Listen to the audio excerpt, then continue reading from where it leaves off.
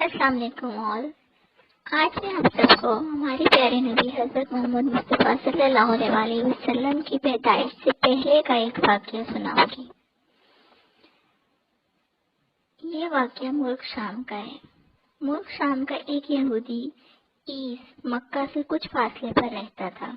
وہ جب بھی کسی کام سے مکہ آتا، وہاں کے لوگوں سے ملتا تو ان سے کہتا، بہت قریب کے زمانے میں تمہارے درمیان ایک بچہ پیدا ہوگا، سارا عرب اس کے راستے پر چلے گا، اس کے سامنے ذلیل اور پست ہو جائے گا، وہ عجم اور اس کے شہروں کا بھی مالک ہو جائے گا۔ یہی اس کا زمانہ ہے جو اس کی نبوت کے زمانے کو پائے گا اور اس کی پیروی کرے گا، وہ اپنے مقصد میں کامیاب ہوگا۔ جس کی خیر اور بھلائی کی وہ امید کرتا ہے وہ اس کو حاصل ہوگی، اور جو شخص اس کی نبوت کا زمانہ پائے گا مگر اس کی مخالفت کرے گا وہ اپنے مقصد اور آرزوؤں میں ناکام ہوگا۔ مکہ معظمہ میں جو بھی بچہ پیدا ہوتا، وہ یہودی اس بچے کے بارے میں تحقیق کرتا اور کہتا، ابھی وہ بچہ پیدا نہیں ہوا۔ آخر جب نبی کریم صلی اللہ علیہ وسلم اس دنیا میں تشریف لائے تو عبدالمطلب اپنے گھر سے نکل کر اس یہودی کے پاس پہنچے۔ اس کی عبادت گاہ کے دروازے پر پہنچ کر انہوں نے آواز دی۔ ایس نے پوچھا، کون ہے؟ انہوں نے پھر اپنا نام بتایا، پھر اس سے پوچھا، تم اس بچے کے بارے میں کیا کہتے ہو؟ اس نے انہیں دیکھا، پھر بولا، ہاں تم ہی اس کے باپ ہو سکتے ہو۔ بے شک وہ بچہ پیدا ہو گیا ہے جس کے بارے میں تم لوگوں سے کہا کرتا تھا۔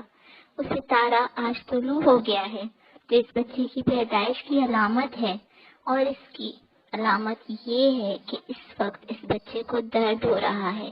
یہ تکلیف اسے 3 دن رہے گی اور اس کے بعد یہ ٹھیک ہو جائے گا۔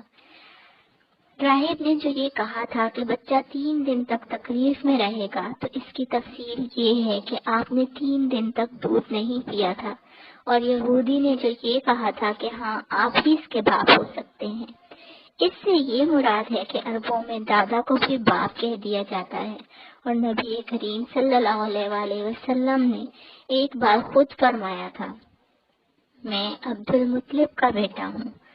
یہودی نے عبدالمطلب سے یہ بھی کہا تھا، اس بارے میں اپنی زبان بند رکھیں، یعنی کسی کو کچھ نہ بتائیں، ورنہ لوگ اس بچے سے زبردست حسد کریں گے، اتنا حسد کریں گے کہ آج تک کسی نے نہیں کیا، اور اس کی اس قدر مخالفت ہوگی کہ دنیا میں کسی اور کی اتنی مخالفت نہیں ہوئی۔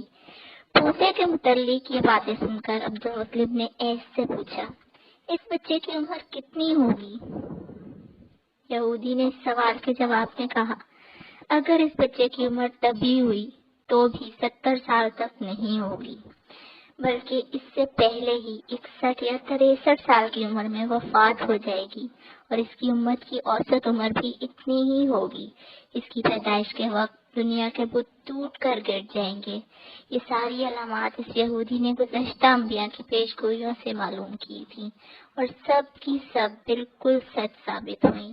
قریش کے کچھ لوگ عمرو بن نفیل اور عبداللہ بن حجش وغیرہ ایک بت کے پاس جایا کرتے تھے۔ یہ اس رات بھی اس کے پاس گئے جس رات آپ صلی اللہ علیہ وسلم کی پیدائش ہوئی۔ انہوں نے دیکھا وہ بت پوری طرح اوندھے منہ گرا پڑا ہے۔ ان لوگوں کو یہ بات بری لگی، انہوں نے اس کو اٹھایا، سیدھا کر دیا، مگر وہ پھر گر گیا۔ انہوں نے پھر اس کو سیدھا کیا، وہ پھر الٹا ہو گیا۔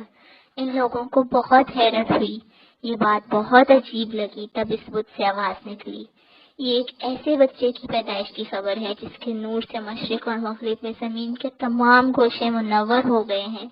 بت سے نکلنے والی آواز نے انہیں اور زیادہ حیرت زدہ کر دیا۔ اس کے علاوہ ایک واقعہ یہ پیش آیا کہ ایران کے شہنشاہ کسریٰ نوشیروان کا محل ہلنے لگا اور اس میں شگاف پڑ گئے۔ نوشیروان کا یہ محل نہایت مضبوط تھا، بڑے بڑے پتھروں اور چونے سے تعمیر کیا گیا تھا۔ اس واقعے سے پوری سلطنت میں دہشت پھیل گئی۔ شگاف پڑنے سے خوفناک آواز بھی نکلی تھی۔ محل کے 14 کنگرے ٹوٹ کر نیچے آ گرے تھے۔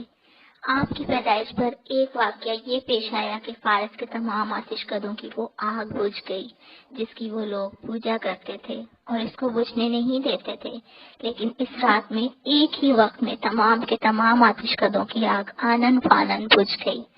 आग के पूजने वालों में रोना पीटना मच गया। कसरा को ये तमाम इत्तलाआत मिली तो इसने एक काहिन को बुलाया। इसने अपने महल में शिगाफ पढ़ने और आतिश कदों की आग बुझने के वाक़यात से सुनाकर पूछा, आखिर ऐसा क्यों हो रहा है? वो काहिन खुद तो जवाब न दे सका, ताहम इसने कहा, इन सवालात के जवाबात मेरा मामू दे सकता है, इसका नाम सती है। नौशेरवा ने कहा, ठीक है, तुम जाकर इन सवालात के जवाबात लाओ। वो गया, सती से मिला, इसे ये वाक़यात सुनाए। इसने सुनकर कहा, एक असा वाले नबी जाहिर होंगे जो अरब और शाम पर छा जाएंगे और जो कुछ होने वाला है होकर रहेगा। इसने ये जवाब कसरा को बताया। इस वक्त तक कसरा ने दूसरे काहिनों से भी मालूमात हासिल कर दी थी। चनांचा ये सुनकर इसने कहा, तब फिर अभी वो वक्त आने में देर है, यानी उनका गलबा मेरे बाद होगा। पैदाइश के 7वें दिन अब्दुल मुत्तलिब ने आपका अकीका किया और नाम मोहम्मद सल्लल्लाहु अलैहि वसल्लम रखा। अरबों में इससे पहले ये नाम किसी का नहीं रखा गया था। कुरैश को ये नाम अजीब सा लगा। चुनांचा कुछ लोगों ने अब्दुल मुत्तलिब से कहा, ए अब्दुल मुत्तलिब, क्या वजह है कि तुमने इस बच्चे का नाम इसके बाप दादा के नाम पर नहीं रखा बल्कि मोहम्मद रखा है? ये नाम ना तुम्हारे बाप दादा में से किसी का है और ना तुम्हारी कौम में से किसी का है।